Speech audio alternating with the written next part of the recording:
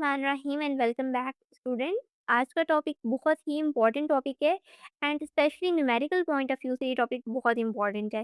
And इस video के and में हमें क्विक रिवीजन भी करेंगे जिससे आपको ये सारा टॉपिक बहुत अच्छे से समझ आ जाएगा। तो today's topic is 15.6 limiting reactant. तो बेसिकली लिमिटिंग रिएक्टेंट क्या होता है? जब एक केमिकल रिएक्शन होता है तो उसमें हमारे पास एक चीज़ होती है रिएक्टेंट, जो कि एक भी हो सकता है और एक से ज़्यादा भी हो सकते हैं। और रिएक्टेंट्स जो है ये रिएक्ट करते हैं जिसके रिजल्ट में हमें एक प्रोडक्ट मिलती है। प्रोडक्ट भी एक हो सकती है और एक से ज़्यादा भी हो सकती है और समटाइम हम हमारे पास मेजर और माइनर प्रोडक्ट्स भी आती हैं।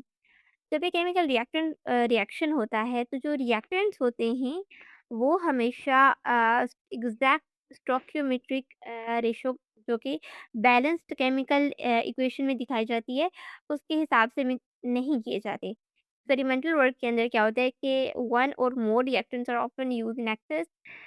कभी-कभी एक या एक से ज़्यादा जो रिएक्टेंट्स होते हैं ना, वो एक्सेस में लिए जाते हैं। मतलब एक रिएक्टेंट जो है जो कि ज़्यादा अमाउंट में लिया गया है और दूसरा रिएक्टेंट जो है वो कम अमाउंट में लिया गया है। तो इससे क्या होता है कि जो एक्सपेंसिव रिएक्टेंट होता है ना, यानी कि हमारे पास 2 रिएक्टेंट हैं, जिनमें से एक एक्सपेंसिव है और एक जो है वो एक्सपेंसिव नहीं है। तो जो एक्सपेंसिव रिएक्टेंट होता है ना, तो केमिस्ट इस चीज़ को इंश्योर करते हैं कि जो एक्सपेंसिव रिएक्टेंट है ये कंप्लीटली कंज़्यूम होना चाहिए।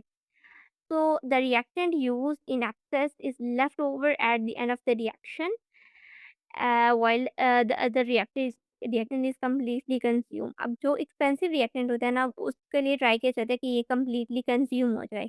तो जो रिएक्टेंट सबसे पहले कंज्यूम हो जाता है, ख़त्म हो जाता है, वो रिएक्टेंट हमारे पास लिमिटिंग रिएक्टेंट कहलाता है और जो बच जाता है एंड में वो हमारे पास एक्सेस रिएक्टेंट होता है। इसकी एग्जांपल आप इस तरह से ले सकते हैं कि हमारे पास 2 स्लाइस हैं ब्रेड के और हमारे पास 5 स्लाइस हैं चीज़ के। अब अगर हम सैंडविच बनाना चाहें तो इसमें हमने 2 ब्रेड यूज़ यूज़ की और एक सॉरी चीज़ का स्लाइस यूज़ किया, जिससे हमारे पास एक सैंडविच बन गया। लेकिन हमारे पास ब्रेड जो है वो कंज़्यूम हो गई है, लेकिन हमारे पास जो लेफ्ट ओवर चीज़ है वो चीज़ के स्लाइसेस हैं 4। तो अब हमारे पास ब्रेड जो है वो लिमिटिंग रिएक्टेंट है और चीज़ जो है वो एक्सेस रिएक्टेंट है। सिमिलरली यही चीज़ यहीं पे यहाँ पर भी अप्लाई होती है। अब हम एक एग्जैक्ट डेफिनेशन देखते हैं बेसिकली लिमिटिंग रिएक्टेंट्स होते क्या हैं। So the reactant that is completely consumed first during a chemical reaction is called limiting reactant. जो reactant completely consume हो जाए पहले फर्स्ट एक केमिकल रिएक्शन के दौरान उसको हम लिमिटिंग रिएक्टेंट कहते हैं and the limiting reactant determine the maximum amount of product that can be found. Important points discuss करते हैं। तो लिमिटिंग रिएक्टेंट वो रिएक्टेंट होता है जो कि पहले कंज्यूम हो जाता है एंड वो कंट्रोल करता है अमाउंट ऑफ प्रोडक्ट को, यानी कि प्रोडक्ट कितनी बनेगी ये इस चीज़ को लिमिटिंग रिएक्टेंट कंट्रोल करता है। फॉर एग्जांपल जैसे हमने ब्रेड की एग्जांपल ली, तो ब्रेड जो है वो लिमिटिंग रिएक्टेंट थी, ब्रेड खत्म हो गई। तो अगर हमारे पास 2 स्लाइसेस थे ब्रेड के, तो हम एक ही सैंडविच बना सके। अगर हमारे पास और स्लाइसेस होते ब्रेड के, तो हम और सैंडविच बना सकते, लेकिन क्योंकि ब्रेड कंज़्यूम हो गई है, तो ब्रेड जो है वो डिसाइड करेगी कि हमारे पास कितने सैंडविचेस बन सकते हैं। तो सिमिलरली जो लिमिटिंग रिएक्टेंट होगा, ये कंट्रोल करेगा कि हमारे पास जो प्रोडक्ट है, वो कितनी बन सकती है। अब हम किस तरह से एक केमिकल रिएक्शन के अंदर एक लिमिटिंग रिएक्टेंट को डिटरमाइन कर सकते हैं? सबसे पहला स्टेप है कि हम कैलकुलेट करेंगे नंबर ऑफ मोल्स। अगर हमें क्वेश्चन के अंदर मास गिवन है तो हम मोलर मास को यूज़ करते हुए नंबर ऑफ मोल्स को कैलकुलेट करेंगे हर एक रिएक्टेंट के। अगर हमारे पास 2 रिएक्टेंट हैं तो उनमें से लिमिटिंग रिएक्टेंट को फाइंड आउट करने के लिए हम सबसे पहले नंबर ऑफ मोल्स कैलकुलेट करेंगे। सेकंड स्टेप में हम क्या करेंगे कि हम बैलेंस्ड केमिकल इक्वेशन को यूज़ करते हुए कैलकुलेट करेंगे amount of product that can be formed from each reactant, यानी कि हर एक रिएक्टेंट जो है वो कितनी अमाउंट प्रोडक्ट की बना रहा है by using balanced chemical equation. Third step में हम क्या करेंगे कि हम कंपेयर करेंगे अमाउंट ऑफ प्रोडक्ट को एंड जो हमारे पास लिमिटेड होगी यानी कि कम अमाउंट में होगी वो हमारा लिमिटिंग रिएक्टेंट होगा। The reactant that produce least amount of product is the limiting reactant, यानी कि जो हमारे पास रिएक्टेंट प्रोड्यूस करेगा कम अमाउंट प्रोडक्ट की वो हमारे पास लिमिटिंग रिएक्टेंट होगा। अब एक कोई टूल जिससे आप लिमिटिंग रिएक्टेंट को याद रख सकते हैं। तो अगर हमारे पास लीस्ट अमाउंट प्रोडक्ट की बनी है ना, तो वो रिएक्टेंट हमारे पास लिमिटेड है and the other reactant is excess reactant. अब हम यील्ड की बात करते हैं 3.7। यील्ड क्या चीज़ होती है? So the amount of product actually obtained when a chemical reaction is performed experimentally is called actual yield. Yield वो चीज़ होती है जो कि हमारे पास प्रोडक्ट बनती है। हमने केमिकल रिएक्शन परफॉर्म किया, उसमें हमारे पास एक प्रोडक्ट हमें मिली। अब वो जिस भी स्टेट में है, जो प्रोडक्ट है हमारी, उसको हम यील्ड कहेंगे और उसको हम एक्चुअल यील्ड कहेंगे, जो कि हमें एक्सपेरिमेंट के बाद मिली। So the amount of product calculated from the balanced chemical equation assuming that the reaction proceed completely without any loss is called theoretical yield. Actual yield वो चीज़ होती है जो कि हमने पूरा का पूरा हमने एक्सपेरिमेंट परफॉर्म किया, उसके रिजल्ट में हमें जो प्रोडक्ट मिली है वो हम उसको एक्चुअल यील्ड कहते हैं। थ्योरेटिकल यील्ड वो होती है जो कि प्रोडक्ट हम कैलकुलेट करते हैं from by using balanced chemical equation और एज्यूम करते हैं कि जब ये रिएक्शन होगा और अगर इसमें कोई किसी भी तरह का कोई भी लॉस नहीं होता तो इसके रिजल्ट में हमें इतनी अमाउंट जो है वो जो प्रोडक्ट की है वो मिलेगी। फॉर एग्जांपल हमने एक सोडियम और क्लोराइड के दरमियान एक रिएक्शन करवाया और हमें सोडियम क्लोराइड साल्ट मिला। अब हमने ये कैलकुलेट किया, एज्यूम किया कि हमें 5 ग्राम जो है वो यील्ड मिल सकती है, जो कि हमने कैलकुलेट की। लेकिन जब हमने कंप्लीट रिएक्शन करवाया तो उसके रिज़ल्ट में हमें जो अ यील्ड या प्रोडक्ट मिली वो 4 ग्राम की। तो इसमें क्या होता है कि जो एक्चुअल यील्ड है ना, ये हमेशा थ्योरेटिकल यील्ड से कम होती है। एक्चुअल यील्ड की जो वैल्यू आएगी हमारे पास, वो थ्योरेटिकल यील्ड जो कि हम खुद से कैलकुलेट करेंगे और एज़्यूम करेंगे कि हमें इतनी अमाउंट प्रोडक्ट की मिल सकती है, उससे वो एक्चुअल यील्ड जो है वो कम आती है। अब ऐसा क्यों होता है? क्योंकि समटाइम क्या होता है कि इनकम्प्लीट रिएक्शन होता है, किसी वजह से रिएक्शन कंप्लीट नहीं हुआ और समटाइम्स साइड रिएक्शंस हो जाते हैं, जैसे एनवायरनमेंट में कोई चीज़ प्रेज़ेंट है और जिसने हमारे रिएक्टेंट्स के साथ रिएक्ट करके कोई और प्रोडक्ट बना दिया है जो कि हमें नहीं चाहिए। तो इस वजह से भी कुछ ना कुछ लॉस हो जाता है प्रोडक्ट का। उसके बाद loss of product during the transfer और प्यूरिफिकेशन, जब हम हैंडलिंग करते हैं एक चीज़ को दूसरी चीज़ में ट्रांसफ़र करते हैं, तो सम टाइम बीकर्स के साथ या फ़िल्टर पेपर पे किसी तरह के कोई क्रिस्टल्स बने हैं, हमने प्यूरिफिकेशन की तो वो उसके साथ अटैच हो गए। तो किसी भी वजह से कुछ प्रोडक्ट का कुछ हिस्सा लॉस हो जाता है during the transfer and purification. उसके बाद एक्सपेरिमेंटल एरर आ जाता है, सम टाइम इंस्ट्रूमेंट में कोई प्रॉब्लम आ जाती है जिसकी वजह से हमारी प्रोडक्ट लॉस हो जाती है, या हैंडलिंग में कोई इश्यू होता है, या कोई ना कोई इम्प्योरिटीज़ आ जाती हैं। किसी तरह की कोई इम्प्योरिटी उसमें आ गई है जिसकी वजह से हमें वो रिज़ल्ट नहीं मिले जो मिलने चाहिए थे। तो इन सारे रीज़न्स की वजह से क्या होता है कि हमें जो एक्चुअल यील्ड है वो थ्योरेटिकल यील्ड से कम मिलती है। अब परसेंटेज यील्ड क्या होता है? The efficiency of a chemical reaction is commonly expressed as percentage yield.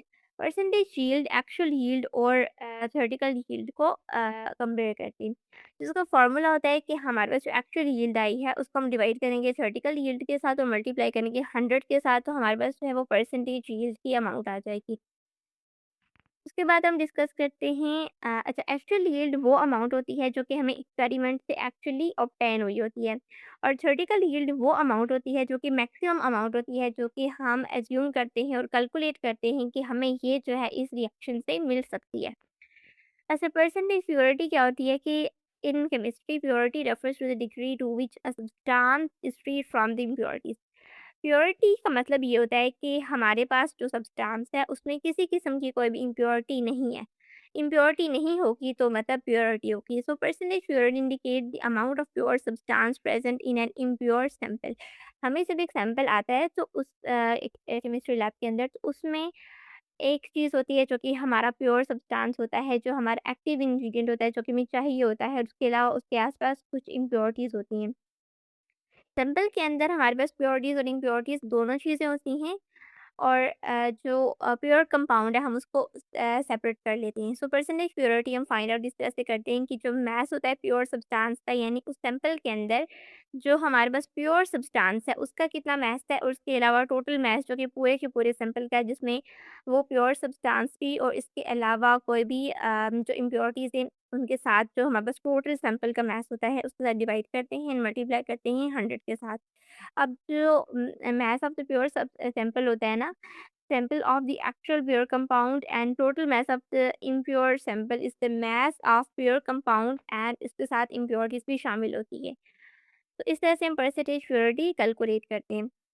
अच्छा, अब हम कुछ न्यूमेरिकल प्रॉब्लम्स डिस्कस करेंगे। तो फर्स्ट 15.16, तो इस क्वेश्चन में हमें कैलकुलेट करना है, calculate the amount of carbon dioxide in grams produced and 25 gram of glucose react with 40 gram of oxygen in the following photosynthetic reaction. हमें कैलकुलेट करनी है कार्बन डाइऑक्साइड की अमाउंट जो कि प्रोड्यूस होती है जब 25 ग्राम ग्लूकोज ने रिएक्ट किया 40 ग्राम ऑक्सीजन के साथ, फॉलोइंग फोटोसिंथेसिस रिएक्शन। अच्छा, इसमें हमें मास जो है वो दोनों रिएक्टेंट्स का गिवन है। इसमें हम अगर जस्ट बैलेंस्ड केमिकल इक्वेशन को देखें तो 1 मोल ग्लूकोज ने रिएक्ट किया 6 मोल्स ऑक्सीजन के साथ। इसके रिजल्ट में 6 moles carbon dioxide and 6 mole water हमारे पास प्रोड्यूस हुआ। अच्छा, अब इसमें हम पहले सबसे पहले फाइंड आउट करेंगे कि हमारे पास लिमिटिंग रिएक्टेंट कौन-सा है। तो हमें फाइंड आउट करनी है कार्बन डाइऑक्साइड की amount and we have to identify which of the following limiting reactant, इन सब में कौन सा लिमिटिंग रिएक्टेंट है। तो सबसे पहले हमें मास ऑलरेडी गिवन है, मोलर मास हमें खुद पता होता है, तो इसमें हम नंबर ऑफ मोल्स कैलकुलेट करेंगे। नंबर ऑफ मोल्स ग्लूकोज के, सो 25 को हम डिवाइड करेंगे 180 के साथ, तो which is the molar mass of glucose and 0.148 mole हमारे पास आ जाएंगे ग्लूकोज के mole. And number of moles oxygen के अगर हम कैलकुलेट करें तो हम 40 को 32 के साथ डिवाइड करेंगे एंड 1.25 मोल्स हमारे पास आ जाते हैं ऑक्सीजन के। अब जस्ट अगर हम नंबर ऑफ मोल्स को ही देखें तो हमारे पास ग्लूकोज के मोल्स कम हैं और ऑक्सीजन के मोल्स ज़्यादा हैं। अब सेकंड स्टेप में हम क्या करेंगे कि हमने कैलकुलेट करने हैं number of moles of carbon dioxide which will be given by each of the reactants as shown in the equation. For example, 1 mole of glucose हमें 6 mole of कार्बन डाइऑक्साइड दे रहा है। तो 0.148 mole of glucose will give 6 को हम divide कर देंगे 1 के साथ एंड मल्टीप्लाई करेंगे मोल्स के साथ जो कि हमने भी कैलकुलेट किए। तो हमारे पास आंसर आ जाएगा 0.848 मोल। ये हमारे पास आ जाएगा आंसर। अब 6 मोल सिमिलरली यही प्रोसेस हम ऑक्सीजन के साथ भी अप्लाई करेंगे। तो 6 मोल्स अगर ऑक्सीजन के होंगे और वो रिएक्ट करेंगे तो हमें 6 मोल कार्बन डाइऑक्साइड देंगे। सो 1.25 मोल्स अगर होंगे तो वो हमें कितने अमाउंट देंगे। सो 6 को हम 6 के साथ डिवाइड करेंगे, मल्टीप्लाई करेंगे 1.25 के साथ, 6 से कैंसिल हो गया एंड यहाँ पर आ जाता है 1.25 मोल हमारे पास आ जाएँगे ऑक्सीजन के। अब इन दोनों को अगर हम कंपेयर करते हैं, तो हमारे पास ग्लूकोज़ की जो मोल्स आई हैं वो लीस्ट अमाउंट में ही कम हैं। Since carbon dioxide obtained from the glucose is less than that of oxygen, तो glucose is the limiting reactant. तो यहाँ पर हमारे पास ग्लूकोज एक limiting reactant and amount of carbon dioxide produce, कितनी अमाउंट कार्बन डाइऑक्साइड की यहाँ पर प्रोड्यूस हुई है, इसमें हम क्या करेंगे कि जो हमारे पास लिमिटिंग रिएक्टेंट के मोल्स आए ना उसको हम जो कार्बन डाइऑक्साइड है उसके मोलर मास के साथ मल्टीप्लाई कर देंगे। सो 36.96 ग्राम हमारे पास कार्बन डाइऑक्साइड इस एग्जाम्पल के अंदर प्रोड्यूस हुई है। So this is the answer. उसके बाद हम एक और एग्जाम्पल डिस्कस करते हैं 15.18। ओके, 12 ग्राम हमारे पास एक सैंपल है एक फार्मास्यूटिकल प्रोडक्ट का जिसके अंदर हमारे पास 11.57 एक्टिव ड्रग है and find out the percentage purity of the sample. हमारे पास ना फार्मास्यूटिकल कंपनीज के अंदर क्या होता है कि हमारे पास जो भी सैंपल होता है उसके अंदर एक एक्टिव इंग्रेडिएंट होता है जो कि हमें चाहिए होता है। किसी भी मेडिसिन के अंदर हमारे पास एक एक्टिव इंग्रेडिएंट होता है जो कि उस स्पेसिफिक बीमारी के लिए ज़रूरी होता है। उसके अलावा कुछ और चीज़ें होती हैं। तो हमारे पास एक सैंपल है जो कि 12 ग्राम है और उसके अंदर जो एक्टिव इंग्रेडिएंट है, एक्टिव ड्रग है वो 11.57 ग्राम है। अब हमने क्या करना है, हमने परसेंटेज प्योरिटी इसमें कैलकुलेट करनी है। तो परसेंटेज प्योरिटी क्या हम फार्मूला यूज़ करेंगे जो कि हम पीछे सीख चुके हैं। तो इसमें हम क्या करेंगे कि हम mass of the pure drug divide करेंगे total mass of the sample के साथ और मल्टीप्लाई करेंगे 100 के साथ। तो 11.57 को अगर हम डिवाइड करते हैं 12.0 के साथ और मल्टीप्लाई करें 100 के साथ तो 96.4% हमारे पास आ जाती है परसेंटेज प्योरिटी। के बाद नेक्स्ट क्वेश्चन पे आते हैं। अच्छा, यहाँ पर क्वेश्चन है, a chemist react 50 gram of zinc with excess of nitric acid to get 80.2 gram zinc nitrate. Calculate the theoretical yield and the percentage yield of this reaction. हमें क्या है इस क्वेश्चन में क्या-क्या चीज़ें गिवन है कि 50 ग्राम ऑफ ज़िंक ने रिएक्ट किया एक्सेस नाइट्रिक एसिड के साथ और इसके रिज़ल्ट में हमें इतनी प्रोडक्ट मिली है। अब इस क्वेश्चन में हमें ऑलरेडी पता है कि जो नाइट्रिक एसिड है वो एक्सेस रिएक्टेंट है, तो लिमिटिंग रिएक्टेंट यहाँ पर ज़िंक है। हमें यहाँ पर लिमिटिंग रिएक्टेंट को कैलकुलेट करने की ज़रूरत नहीं है, तो हम सिंपली क्या करेंगे, ज़िंक के मोल्स कैलकुलेट करेंगे। सो 50 को डिवाइड करेंगे 65.37 के साथ एंड 0.76 मोल्स हमारे पास आ जाते हैं। एंड यहाँ पर जो प्रोडक्ट लास्ट में बनी है व्हिच इज़ 80.2 ग्राम, यानी एक्चुअल यील्ड भी हमें क्वेश्चन में गिवन है। अब हम थ्योरेटिकल यील्ड कैलकुलेट करेंगे। अच्छा, समटाइम हमें क्वेश्चन में जो थ्योरेटिकल यील्ड है वो ऑलरेडी गिवन होती है, लेकिन अगर ये गिवन नहीं होती तो हम इसको इस तरीके से कैलकुलेट कर सकते हैं। हम सबसे पहले क्या करेंगे, हम बैलेंस्ड केमिकल इक्वेशन को देखेंगे, इसमें हम लिमिटिंग रिएक्टेंट को देखेंगे। तो 1 मोल ज़िंक अगर रिएक्ट करेगा तो 1 मोल ज़िंक नाइट्रेट बनाएगा। तो 1 मोल हमारे पास है ज़िंक का और 1 मोल प्रोडक्ट का बना है, मतलब 1 मोल प्रोडक्ट बनी है।